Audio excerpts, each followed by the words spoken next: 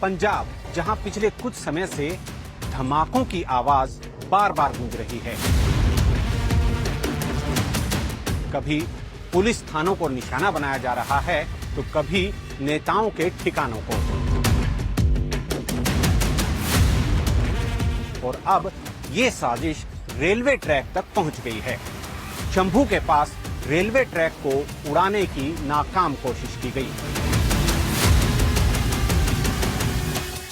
लेकिन असली सवाल यहीं से शुरू होता है। ये सब आखिर क्यों हो रहा है? क्या ये सिर्फ इक्का दुक्का घटनाएं हैं या किसी बड़ी पटकथा का हिस्सा? क्या पंजाब को फिर उसी काले दौर की तरफ धकेला जा रहा है या कोई पर्दे के पीछे खेल खेल रहा है? नमस्कार, मैं हूं आपके साथ सूरज भारद्वाज। आज हम आपको दिखाएंगे उस साजिश का पूरा सच जो धीरे धीरे सामने आ रहा है। कौन है वो चेहरे जो परछाइयों में रहकर ये खेल खेल रहे हैं? और सबसे बड़ा सवाल, क्या ये सिर्फ दहशत है या आने वाले किसी बड़े खतरे की दस्तक? लेकिन शुरू करते हैं उस घटना से जिसने कई सवाल खड़े कर दिए और कई राज भी खोल दिए। शंभू रेलवे ट्रैक ब्लास्ट की इनसाइड स्टोरी।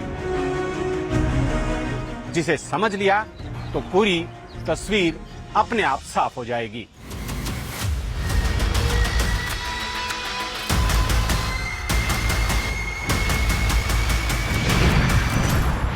सत्ताईस अप्रैल 2026 रात करीब 8:30 बजे पटियाला जिले में Shambhu Rajpura dedicated freight corridor यानी सिर्फ मालगाड़ियों के लिए बने ट्रैक पर से ट्रेन गुजरी।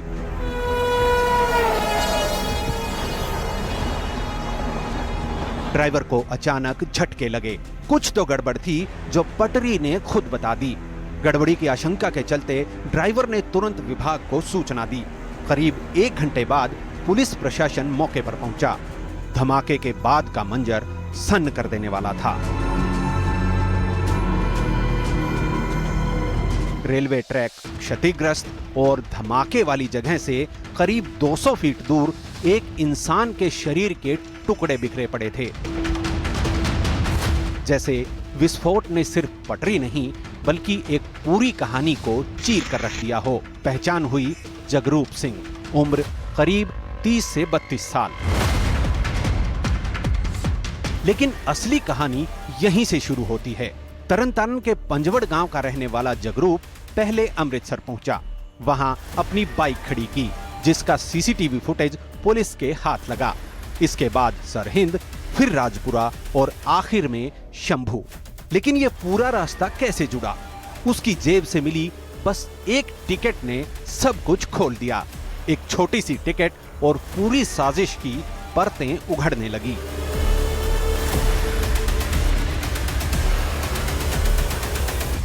ਜਗਰੂਪ ਇਹਦੇ ਵਿੱਚ ਬਹੁਤ ਅਹਿਮ ਕੜੀ ਸੀ ਜੋ ਕਿ ਪੂਰੀ ਪਲੈਨਿੰਗ ਦੇ ਤਹਿਤ ਅੰਮ੍ਰਿਤਸਰ ਬਾਈਕ ਆਪਣੀ ਜਿਹੜੀ ਹੈਗੀ ਹੈ ਉੱਥੇ ਖੜੀ ਕੀਤੀ ਗਈ। ਰੇਲਵੇ ਸਟੇਸ਼ਨ ਜਿਹੜੀ ਸੀਸੀਟੀਵੀ ਫੁਟੇਜ ਵੀ ਸਾਹਮਣੇ ਆਈ ਹੈ। ਉਸ ਤੋਂ ਬਾਅਦ ਇੱਥੇ ਸਰਹੰਦ ਪਹੁੰਚਿਆ। ਉਸ ਤੋਂ ਬਾਅਦ ਉਹਦੇ ਕੋਲ ਟਿਕਟ ਵੀ ਰਿਕਵਰ ਕੀਤੀ ਗਈ ਹੈ। ਮੋਬਾਈਲ ਫੋਨ ਜਿਹੜਾ ਰਿਕਵਰ ਕੀਤਾ ਗਿਆ ਉਹ ਤੋਂ ਸਿਮ ਤੋਂ ਉਹਦੀ ਪਹਿਚਾਣ ਹੋਈ ਹੈ। ਉਸ ਤੋਂ ਬਾਅਦ ਲਗਾਤਾਰ ਇਨਵੈਸਟੀਗੇਸ਼ਨ ਕਰਦੇ ਕਰਦੇ ਹਿਊਮਨ ਤੇ ਟੈਕਨੀਕਲ ਇੰਟੈਲੀਜੈਂਸ ਦੀ ਮਦਦ ਨਾਲ ਇਹਦੇ ਵਿੱਚ ਕਈ ਚੀਜ਼ਾਂ ਦਾ ਖੁਲਾਸਾ ਜਿਹੜਾ ਉਹ ਪੁਲਿਸ ਕਰਦੀ ਨਜ਼ਰ ਆ ਰਹੀ ਹੈ। ਪ੍ਰਾਈਮ ਆਫਿਸ ਇਹੀ ਸੀਗਾ ਕਿ ਬਈ ਇਹ ਜਿਹੜਾ ਇਹਨਾਂ ਨੇ ਉੱਥੇ ਆਈਡੀ ਬਲਾਸਟ ਕਰਨ ਦੀ ਕੋਸ਼ਿਸ਼ ਦੇ ਦੌਰਾਨ ਇਸ ਬੰਦੇ ਦੀ ਡੈਥ ਹੋਈ ਹੈ। ਜਿਹੜੇ ਬਾਕੀ ਜਿਹੜੇ ਹੈਂਡਲਰ ਸੀਗੇ, ਜਿਹੜੇ ਮੇਨ ਅਕਿਊਜ਼ ਇਹਨਾਂ ਦੇ ਸਰਗਨਾ ਸੀਗੇ, ਉਹ ਉਸ ਏਰੀਆ 'ਚ ਅਰਾਊਂਡ ਸੀਗੇ। ਜਦੋਂ ਅਸੀਂ ਸਾਰਾ ਕੁਝ ਇਨਵੈਸਟੀਗੇਸ਼ਨ ਕਰੀ, ਚੀਜ਼ਾਂ ਸਾਹਮਣੇ ਆਈ, ਉਹਨਾਂ ਨੂੰ ਅਸੀਂ ਅਰੈਸਟ ਕੀਤਾ ਹੈਗਾ। ਫਰਦਰ ਉਹਨਾਂ ਨੂੰ ਰਿਮਾਂਡ ਤੇ ਨਹੀਂ, ਮਕਸਦ तो यही थी पंजाब से दहशत फैलाना। यानी जो खुद को छुपाने निकला था वही अपने पीछे हर निशान छोड़ गया। जांच में सामने आया कि वो विस्फोटक लगाते वक्त खुद ही उसकी चपेट में आ गया। यहां से पुलिस को पहली ठोस कड़ी मिली, मरने वाले का मोबाइल। मोबाइल डेटा ने पुलिस को सीधे बाकी 4 साथियों और नेटवर्क तक पहुंचा दिया। पुलिस की जांच आगे बढ़ी। 12 घंटे के भीतर 4 आरोपी गिरफ्तार हुए। गिरफ्तार आरोपियों में मानसा का प्रदीप सिंह खालसा मास्टरमाइंड निकला। उम्र सिर्फ 24 साल। दूसरा आरोपी मानसा का ही कुलविंदर सिंह है। तीसरा तरनतारन का गुरप्रीत सिंह, जबकि चौथा तरनतारन का ही सतनाम सिंह है। सतनाम सिंह मारे गए आतंकी जगरूप सिंह का बड़ा भाई है। इस केस में सभी आरोपी गरीब घरों से हैं। कहीं अनाज की कमी तो कहीं रोटी के लिए जंग चल रही है। लेकिन सवाल ये उठता है, जहां पर खाने के लाले पड़े हुए हैं, वहां पर उस घर से इतना बारूद बरामद कैसे हुआ?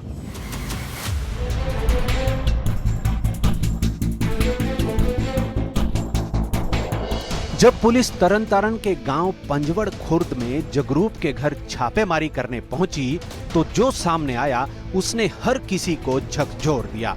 गरीबी के उस घर में मौत का पूरा जखीरा बरामद हुआ। करीब 1.5 kilo RDX, 1 RPG, hand grenade, 3 high and pistol, 3 detonator, wireless set, timer switch और कई संचार उपकरण। यानी ये कोई छोटी साजिश नहीं, एक बड़ी तबाही की तैयारी थी। सबसे चौंकाने वाली बात, ये हथियार कार और अस्तबल में छिपा कर रखे गए थे। जहां कभी जानवरों का चारा रखा जाता था, वहीं अब बारूद छुपाया जा रहा था। जहां से घर का गुजारा चलता था, वहीं से तबाही का सामान निकल रहा था।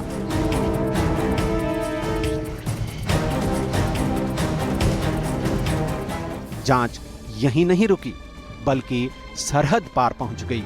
ऑपरेशन का कंट्रोल विदेश में बैठे हैंडलर के पास था। युवाओं को ऑनलाइन कट्टरपंथ की तरफ धकेला जा रहा था। उन्हें छोटे छोटे टास्क देकर इस्तेमाल किया जा रहा है। यानी शतरंज की बिसात विदेश में, मोहरे पंजाब से और चालें भी पंजाब में। जांच में खुलासा हुआ, मॉड्यूल को मलेशिया से फंडिंग हुई है। मुख्य हैंडलर जुझार सिंह के नाम से फाइनेंशियल सपोर्ट मिली। अमेरिका में सुरेंद्र सिंह ठिकरीवाल और पाकिस्तान में रंजीत सिंह उर्फ नीटा से भी लिंक सामने आए। जगरूप सिंह इस मॉड्यूल का सिर्फ एक मोहरा है। वो मलेशिया भी जाकर के आया था, क्योंकि इस नेटवर्क के तार मलेशिया से भी जुड़े हुए हैं। इस पूरी कहानी का अगर खौफनाक पहलू एक साजिश है, तो इसका दर्दनाक पहलू कई परिवारों का बिखरना भी है। आखिर ये सभी आरोपी करते क्या थे, इनका परिवार कैसा है, और क्यों आखिर ये धर्म के रास्ते से एक ऐसे रास्ते पर चले गए जहां से लौटना नामुमकिन था।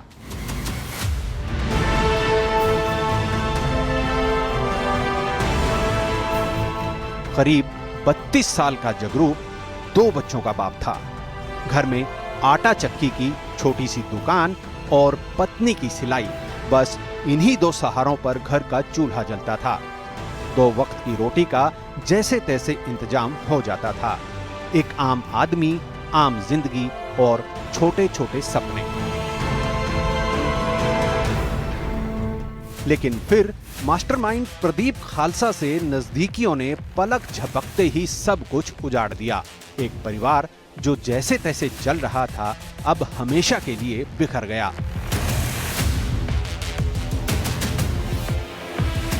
ਹੁਣ ਆਪਾਂ ਝੂਠ ਨਹੀਂ ਮਾਰਨਾ, ਕੱਲ ਦਾ ਗਿਆ ਜੇ। ਹਾਂਜੀ, ਅਸੀਂ ਇਹ ਜਾਣਦੇ ਨਹੀਂ ਰੱਬ ਨੂੰ। ਕੋਈ ਉਹਦਾ ਫੋਨ ਫਣ ਕਿਸੇ ਦਾ ਨਾ ਆਇਆ ਕੋਈ ਫੋਨ ਨਹੀਂ ਉਹਦੇ ਕੋਲ ਖੜਦਾ ਹੀ ਨਹੀਂ, ਨਾ ਉਹ ਰੱਖਦਾ ਜੇ। ਅੰਮ੍ਰਿਤਪਾਲ ਮਹਿਰੂ ਨਾਲ ਵੀ ਕੋਈ ਲਿੰਕ ਉਹਦੇ? ਨਹੀਂ, ਸਾਨੂੰ ਨਹੀਂ ਜੇ ਪਤਾ ਵੀਰ ਜੀ। ਜਦੋਂ ਹੁਣ ਵੇਖੋ, ਮੈਨੂੰ ਨਹੀਂ ਜੇ ਪਤਾ ਕਿਸੇ ਨਾਲ। ਮੈਂ ਤੇ ਆਪਣੇ ਪੁੱਤ ਨਾਲ ਨਿੱਕੇ ਦੇ ਨਾਲ ਜੇ। ਮੈਂ ਉਹ ਮਾਂ ਪੁੱਤ ਅਸੀਂ ਕਰਦੇ ਆ ਤੇ ਆਪਣੀ ਮਿਹਨਤ ਮਜ਼ਦੂਰੀ। ਛੋਟਾ ਵੀ ਉਹਦੇ ਨਾਲ ਕਰਦਾ? ਉਹ ਆ ਵੇਖੋ, ਜੋ ਆ ਕਾਰੋਬਾਰ ਤੁਹਾਡੇ ਹਾਂਜੀ ਘਰ ਆਏ, ਉਹਦੇ ਨਾਲ ਹੀ ਘਰ ਚੱਲਦਾ ਸਾਰਾ? ਹਾਂਜੀ, ਉਹਦੇ ਨਾਲ ਹੀ ਘਰ ਚੱਲਦਾ। जगरूप अमृतपाल का कट्टर समर्थक था। चुनाव के दौरान गांव में बाकायदा उसका बूथ भी लगाया था। अमृतधारी निहंग के बाणे में रहने वाला, बाहर से आस्था लेकिन अंदर से धीरे धीरे भटकाव की ओर जा रहा था। अब बात मास्टरमाइंड प्रदीप खालसा की। उसकी मां के मुताबिक वो कभी ग्रंथी भी रहा है। यानी सफर धार्मिक रास्ते से शुरू हुआ, लेकिन अंजाम एक खतरनाक मोड़ पर। आजकल घर पर खाली बैठा रहता था। एक ट्रॉली थी जिसे किराए पर देकर किसी तरह घर चलता था। ਉਹ ਪੁੱਛਗਿੱਛ ਕਰ ਰਹੇ ਸੀ, ਪ੍ਰਦੀਪ ਸਿੰਘ ਕਿੱਥੇ ਹੈਗੀ। ਅਸੀਂ ਇਹ ਗੱਲ ਦੱਸੋ, ਸਾਨੂੰ ਕੀ ਗੱਲ ਹੈਗੀ, ਕੀ ਇਹ ਵਾਕਾ ਕਰਿਆ ਸਾਡੇ ਪ੍ਰਦੀਪ ਨੇ। ਉਹ ਕਹਿੰਦੇ ਨਹੀਂ ਨਹੀਂ ਮਾਤਾ, ਐਸੀ ਕੋਈ ਗੱਲ ਨਹੀਂ ਹੈਗੀ ਗੀ, ਮਤਲਬ ਕਿ ਅਸੀਂ ਪੁੱਛਗਿੱਛ ਹੀ ਕਰਨੀ ਆ। ਤੇ ਕਹਿ ਰਹੇ ਸੀ ਕਿੱਥੇ ਆ। ਫਿਰ ਮੈਨੂੰ ਬਾਥਰੂਮ ਦੇ ਬਾਹਰ ਖੜਿਆ। ਉਸ ਟਾਈਮ ਪ੍ਰਦੀਪ ਸਿੰਘ ਖਾਲਸਾ ਮਤਲਬ ਬਾਥਰੂਮ 'ਚ ਹੀ ਸੀਗੇ। ਹਾਏ ਉੱਠੇ ਸੀਗੇ ਫਲਸ ਬਾਥਰੂਮ ਗਈ ਸੀ, ਮੈਂ ਉਹਨਾਂ ਦੀ ਕੁੰਡੀ ਖੜਕਾਈ, ਮੈਂ ਬੇਟੇ ਪ੍ਰਦੀਪ ਸਿੰਘ ਬਾਹਰ ਆ ਜਾਓ ਤੁਸੀਂ, ਮੈਂ ਕਿਹਾ ਇੱਕ ਮੁਲਾਜ਼ਮ ਖੜੇ ਆ ਬਾਹਰ। ਉਹ ਕਹਿੰਦਾ 1 ਮਿੰਟ ਮੰਮੀ ਮੈਂ ਆ ਰਿਹਾ। ਉਹਨਾਂ ਨੇ ਮੁਲਾਜ਼ਮ ਨੇ ਦਬ ਕੇ ਕੁੰਡੀ ਖੜਕਾਈ, ਉਹਨਾਂ ਨੇ ਪ੍ਰਦੀਪ ਬਾਹਰ ਨਿਕਲ। ਇਹ ਤਾਂ ਕਾਫੀ ਟਾਈਮ ਤੱਕ ਘਰੇ ਹੀ ਸੀਗਾ, ਹੁਣ ਲਗਾਤਾਰ ਹੀ ਘਰੇ ਸੀਗਾ ਪ੍ਰਦੀਪ ਸਿੰਘ। ਜੇ ਕੋਈ ਇਸ ਤਰ੍ਹਾਂ ਦੀ ਗੱਲ ਹੁੰਦੀ ਮੇਰਾ ਬੇਟਾ ਫਰਾਰ ਹੋ ਜਾਂਦਾ, ਭਗੌਰਾ ਹੋ ਜਾਂਦਾ, ਕਿ ਉਹਨਾਂ ਦੇ ਮਨ 'ਚ ਕੋਈ ਗੱਲ ਹੈ ਹੀ ਨਹੀਂ ਸੀ ਇਸ ਤਰ੍ਹਾਂ ਦੀ। ਕੋਈ ਸੀਸੀਟੀ ਕੈਮਰੇ ਵੀ ਤੁਹਾਡੇ ਕੋਲ ਫੁਟੇਜ ਹੈਗੀ? ਹਾਂਜੀ, ਉਹ ਮਤਲਬ ਕਿ ਸਾਡੇ ਗਵਾਂਢੀਆਂ ਦਾ ਲੱਗਿਆ ਹੋਇਆ ਸੀਗਾ, ਉਹ ਪੱਟ ਕੇ ਲੈ ਗਏ ਉਹ। बेरोजगारी, खालीपन और गलत संगत यही वो दरारें हैं जहां से ऐसी सोच घर कर जाती है। ये कहानी सिर्फ एक आतंकी मॉड्यूल की नहीं, ये कहानी है भटके हुए रास्तों की, टूटते परिवारों की और उन जिंदगियों की जो साजिशों की भेंट चढ़ जाती हैं। लेकिन प्रदीप खालसा कट्टर खालिस्तानी विचारधारा से जुड़ा हुआ था। चलदा वहीर चक्रवर्ती अटारिये नाम का संगठन चला रहा था, जिसका मकसद युवाओं को भड़काना और उन्हें खालिस्तानी कट्टरपंथी बनाना था। प्रदीप मलेशिया में बैठे खालिस्तानी उग्रवादी संगठनों और पाकिस्तान में हैंडलर्स के संपर्क में था। युवाओं में कट्टरपंथ की आग लगाकर ट्रेनिंग के लिए मलेशिया भेजना प्रदीप खालसा के जिम्मे था। में ये चीज सामने आई है कि जो रेडिकल बेंट ऑफ माइंड वाले लोग हैं, सोशल मीडिया पे उनकी टैलेंट स्काउटिंग करके और उनको ऐसी पब्लिक प्रॉपर्टी को डैमेज करने वाली घटनाओं के लिए प्रेरित किया जाता है। तो आपके थ्रू मैं यूथ को भी ये अपील करूंगा कि अपनी एनर्जी जो है वो पॉजिटिव कामों में लगाई जाए, क्योंकि कोई भी ऐसा क्राइम होता है तो जो भी लॉ एनफोर्समेंट एजेंसी है वो वॉर फुटिंग पे उसको ट्रेस करती है। बिल्कुल, बहुत अहम है सर। ये चारों जो लोग हैं ये कहाँ के रहने वाले हैं? पंजाब के ही हैं? अभी देखिए वो हैं पंजाब के ही, पर इन्वेस्टिगेशन अभी ऑनगोइंग है और अभी प्रिलिमिनरी स्टेज में है।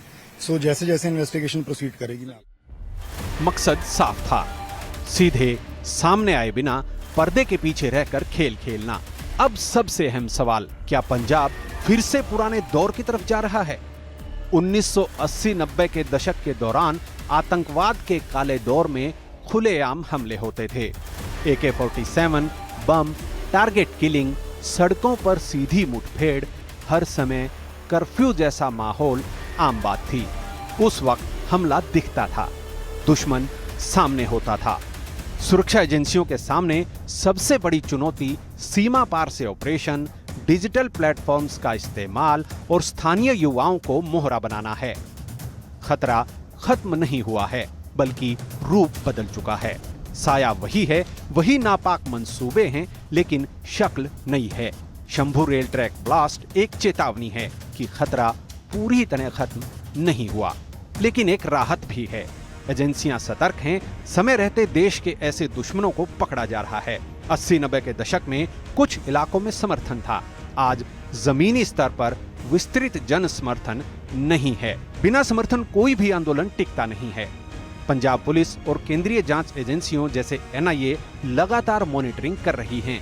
मॉड्यूल जल्दी पकड़े जा रहे हैं। कई मामलों में हमले से पहले या तुरंत बाद कार्रवाई हो रही है। CCTV, digital tracking, phone data, drone और बॉर्डर सर्विलांस ने सुरक्षा घेरा मजबूत किया है। आज छुपकर लंबे समय तक नेटवर्क चलाना मुश्किल है। पंजाब में लोग स्थिरता और रोजगार को प्राथमिकता दे रहे हैं। हिंसा का माहौल समाज खुद स्वीकार नहीं करता। तरीके बदल गए हैं, लेकिन मंसूबे नहीं। अब जंग गोलियों से नहीं, नेटवर्क से लड़ी जा रही है। पंजाब ने अंधेरे को देखा है और अब उस अंधेरे को पहचानना भी शुरू कर दिया है, और यही तजुर्बा इस लड़ाई में उसकी सबसे बड़ी ढाल बनकर आया है। कहते हैं कि कोई भी आंदोलन तब तक नहीं टिक पाता जब तक उसको जन समर्थन ना मिले, और कट्टरपंथियों की खासतौर पर खालिस्तानी जो कट्टरपंथी हैं, उनके लिए जो समर्थन है वो सिर्फ डिजिटल या सिर्फ पोस्टरों या नारों तक ही सीमित रह गया है। विजय अमनदीप के साथ सूरज भारद्वाज, न्यूज़ 18 पंजाब, हरियाणा, हिमाचल।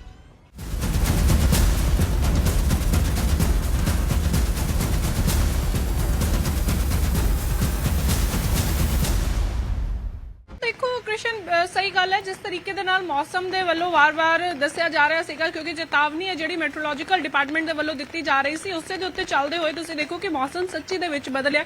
ਤੁਸੀਂ ਬਿਲਕੁਲ ਠੀਕ ਗੱਲ ਕੀਤੀ ਕਿ ਅੱਜ ਜਦੋਂ ਸਵੇਰੇ ਉੱਠੇ ਤਾਂ ਉਦੋਂ ਐਦਾਂ ਲੱਗ ਹੀ ਨਹੀਂ ਰਿਹਾ ਸੀਗਾ ਕਿ ਅੱਜ ਸਵੇਰ ਹੋਈ ਹੈ, ਅੱਜ ਸੂਰਜ ਚੜ੍ਹਿਆ ਹੈ, ਕਿਉਂਕਿ ਜਿਸ ਤਰੀਕੇ ਦੇ ਨਾਲ ਹੁਣ ਵੀ ਮੌਸਮ ਹੈ, ਹੁਣ ਵੀ ਐਵੇਂ ਲੱਗ ਰਿਹਾ ਹੈ ਬਿਲਕੁਲ ਜਿਵੇਂ ਤੜਕਾ ਜਿਹੜਾ ਵੇਲਾ ਹੈ, ਬਿਲਕੁਲ ਸਵੇਰ ਦਾ ਵੇਲਾ ਹੈ, ਅੰਮ੍ਰਿਤ ਵੇਲਾ ਹੈ, ਉਵੇਂ ਹੀ ਹੋਇਆ ਹੁੰਦਾ ਹੈ।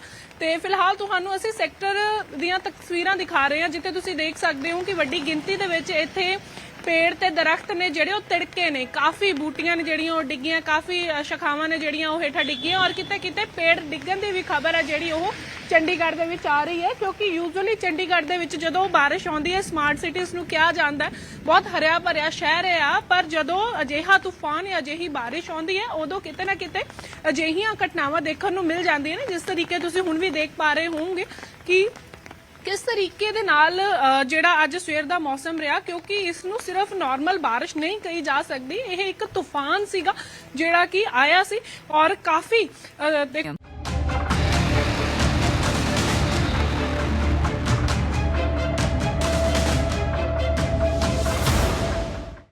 ट्राई-सिटी में आज सुबह से ही मौसम जो है वो काफ़ी सुहाना है। मौसम में तब्दीली देखने को मिली है, जहां मेट्रोलॉजिकल डिपार्टमेंट की तरफ से तेज हवाएं बताई गई थी, वहीं बात की जाए तो तूफान है जो आज चंडीगढ़ में आज सुबह देखने को मिला है। चंडीगढ़ में कई जगह पर मौसम जो है वो इसी तरह का रहा है, बूंदाबांदी भी हुई है और कहीं कहीं पर पेड़ गिरने की भी खबर जो है वो सामने आई है। फिलहाल सुखना की आपको तस्वीरें दिखा रहे हैं। चंडीगढ़ की सुखना लेक जो है वो हमेशा रोशन रहती है, हमेशा लोगों से गुलजार रहती है, चाहे मौसम कैसा भी हो। अभी फिलहाल की अगर बात की जाए तो इस तेज मौसम में भी, इस तेज बारिश में भी, इस तूफान में भी यहाँ पर लोग जो है वो पहुंचे हुए हैं। लोगों की तरफ से जो है यहाँ पर जॉगिंग की जा रही है या सुबह का रूटीन जो है उनका वो फॉलो किया जा रहा है, क्योंकि जिस तरह से लोग यहाँ पर आते रहते हैं और ऐसे मौसम का लुत्फ उठाने के लिए भी बहुत सारे लोग जो हैं वो यहाँ पर सुखना पर पहुँचते हैं और परिवार भी आए हुए हैं। कुछ लोग ऐसा मौसम जो है वो खास तौर पर एंजॉय करने के लिए भी आते हैं। सर, आपसे जानना चाहेंगे, रूटीन है आपका सुखना पर आना?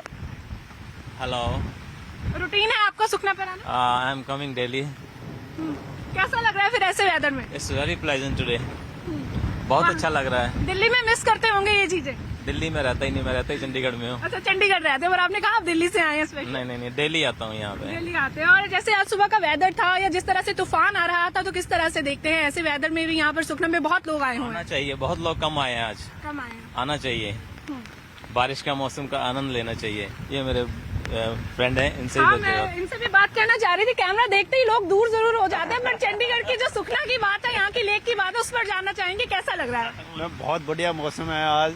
जो मौसम जो एक्चुअल जो लेक का पर्पज है, आज मुझे लगता है वो सॉल्व हो रहा है आगे। बिल्कुल बिल्कुल। आप लोगों ने भी अम्ब्रेला नहीं लिया, तो मैंने भी काफी कम है बारिश को देखते हैं, पर प्लेजेंट वेदर। पर जैसे चंडीगढ़ में जल्दी सुबह हो जाती है, लोग वॉक पे आ जाते हैं, आज अभी 9 बजे का टाइम हो रहा है, ऐसा लग रहा है जैसे सूरज आज चढ़ेगा या इस तरह से वेदर रहेगा? नहीं, आप नहीं चढ़ेगा, इस हिसाब से देखते हैं मौसम को। तो एंजॉय करने के लिए पहुंचे हैं? एंजॉय करने के लिए पहुंचे जी। बिल्कुल, देखो लोग कैप्चर कर रहे हैं। आप लोग बाहर से आए हैं? जम्मू से आए हैं। तो वैसे वहाँ का भी वेदर बहुत अच्छा बताते हैं, पर चंडीगढ़ कैसा लगा आपको? बढ़िया। वैसे मंथली आता रहता हूँ, चाचू में मेरे तो आता रहता हूँ मंथली में। तो आज का स्पेशल जानना चाहेंगे, क्योंकि तूफान है, बहुत तेज बारिश है, इस तरह से ऐसे वेदर में भी आप लोग एंजॉय कर रहे हैं? हाँ, फुल एंजॉय कर रहे हैं हम तो।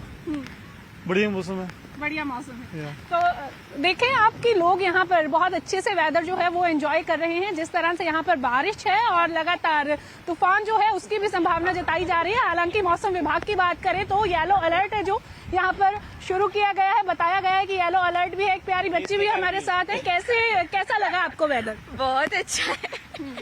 तो इस तरह से एंजॉय करते हैं चंडीगढ़ आप? हाँ बिल्कुल, रोज ही ऐसा मौसम हो तो ऑफ कोर्स डेफिनेटली। बिल्कुल, देखो पीछे जो बच्चे हैं वो भी रेनकोट में आए हैं, यहाँ पर एंजॉय करने के लिए सुखना लेक पर पहुंचे हैं। तो सुखना जो है हमेशा से ही इस तरह से एंजॉय करने के लिए लोग आते हैं, वेदर का आनंद उठाने के लिए लोग यहाँ पर पहुंचते हैं। और अगर बात की जाए तो आने वाले 2-3 दिन और मौसम जो है वो ऐसा ही यहाँ पर रहेगा। आप देखिए कि रेनकोट जो है वो भी डालने की कोशिश कर रहे हैं, उससे हम कहें कि बारिश से बचने की कोशिश जो है वो बच्चों की तरफ से की जा रही है। तो यहाँ पे जो लोग हैं वो एंजॉय करते हुए नजर आ रहे हैं। और जिस तरह से यहाँ पर स्पेशल एंजॉय करने के लिए लोग पहुंचे हैं। मैम सिर्फ लेक का मौसम देखने के लिए आए हैं? Yes ma'am, yes. सिर्फ मौसम बच्चे करे संडे है, छुट्टी है, तो चलो मौसम देख के आते हैं। इतना तूफान था सुबह, इतने पेड़ गिरे, यहाँ पर इतनी बारिश थी। हाँ जी हाँ, बहुत ज्यादा, बिल्कुल पूरा अंधेरा था, पूरा ब्लैक, कुछ नहीं दिख रहा, पर अच्छा लग रहा था वेदर, क्योंकि इतनी गर्मी हो रही थी बहुत ज्यादा। आप डरे नहीं? No. अच्छा लग रहा है वेदर? हाँ, आपको कैसा लग रहा? बहुत अच्छा। हमें लगा आप चीखे मार रहे थे, डर लग रहा था या हवा लग रही थी? खुशी से चीख रहे थे। चलो तो देखिए एंजॉय कर रहे हैं लोग यहाँ पर, और वेदर जो है वो चंडीगढ़ का ऐसा ही रहता है, पर आने वाले 2 दिन के लिए येलो अलर्ट जो है वो जारी किया गया है। वीडियो जर्नलिस्ट विनोद के साथ न्यूज 18 के लिए चंडीगढ़ से हरसिमरत।